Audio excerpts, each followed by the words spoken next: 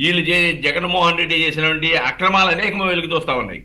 ఈ రోజున ఆదాని పవర్ కోసం అని చెప్పేసి గిరిజన చట్టాలు సమత అనేటువంటి ఒక సుప్రీంకోర్టు జడ్జిమెంట్ లో చాలా స్పష్టంగా చెప్పింది.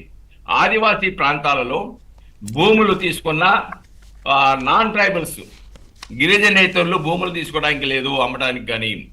అలానే ప్రభుత్వం కూడా గిరిజనేతరులుగానే భావించాలి అని సుప్రీంకోర్టు తీర్పు చెప్తే వేల ఎకరాలు ఆ సుప్రీంకోర్టు తీర్పును పక్కన పెట్టేసి జగన్మోహన్ రెడ్డి ఆదానికి దాఖలు చేశాడంటే చట్టాలు పనికిరావు, సుప్రీంకోర్టు తీర్పులు పనికిరావు, ఆయన ఇష్టానుసారంగా చేశాడనేది ఇక్కడ చాలా స్పష్టంగా మనకు కనబడతా ఉంది.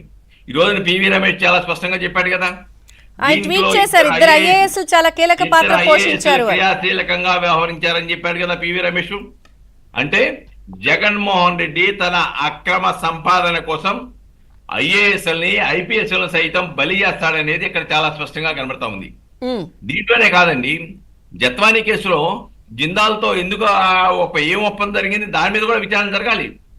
ఎందుకంటే జిందాల్ మీద ఉన్న కేసులను తప్పించడానికి జత్వానీని అక్రమంగా అరెస్ట్ చేసుకురమ్మని చెప్పేసి సీఎంఓ ఆఫీస్ నుంచి ఐపీఎస్ అధికారులను ఆయన ఆఫీస్కి పిలిపించి ఆదేశాలు ఇచ్చారు. ఆదేశాలు దీంట్లో కుంభకోణం జరగకుండా అలాగ ఆదేశాలు ఇస్తారా? ఒక జిందాల్ ఒక పెద్ద వ్యాపారవేత్త గురించి కేసు ఎత్తామని. కాబట్టి ఇలాగ ఒకటి కాదండి. సార్ ఒక్క విషయం చెప్పండి, మీరు లీగల్ ఎక్స్పర్ట్ కాబట్టి ఇప్పటి నుంచి ఇన్ని ఆధారాలు అంతర్జాతీయంగా ఉన్నాయి. ఇప్పుడు అక్కడ మంత్రిగా ఆ హయాంలో చేసినటువంటి బాలినేని గారు స్టేట్మెంట్ ఇచ్చారు. లీగల్ రిపర్కేషన్స్ ఎలా ఉంటాయి? జగన్ గారి మీద ఎలా ఉంటుంది, అదానీ గారి మీద ఎలా ఉంటుంది?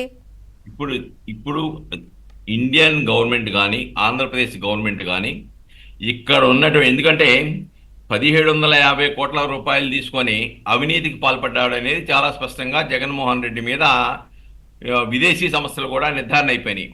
ఆల్రెడీ ఛార్జ్ షీట్ కూడా ఫైల్ చేశారు. ఫైల్ చేసిన తర్వాత ఈ యొక్క ఆంధ్రప్రదేశ్ చీఫ్ మినిస్టర్ అంటే ఈజ్ ఏ పబ్లిక్ సర్వెంట్. ఆనాడు జగన్మోహన్ రెడ్డి ఏ సీఎం అయినా కానీ పబ్లిక్ సర్వెంటే. పబ్లిక్ సర్వెంట్ లంచాలు తీసుకోవడం అనేది నేరం. ప్రివెన్షన్ ఆఫ్ కరప్షన్ యాక్ట్ ప్రకారం ఆంధ్రప్రదేశ్ ప్రభుత్వం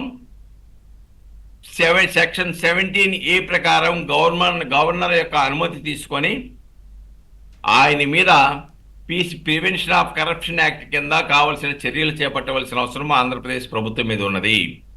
అంతేకాకుండా జిందాల్తో ఈ రాష్ట్రంలో అక్రమంగా జగన్మోహన్ రెడ్డి చేసినటువంటి అగ్రిమెంట్లు అన్నిటిని కూడా పునః పరిశీలించి రద్దు చేయవలసిన అవసరం ఉంది, చట్ట వ్యతిరేకంగా ఇచ్చినవన్నీ కూడా.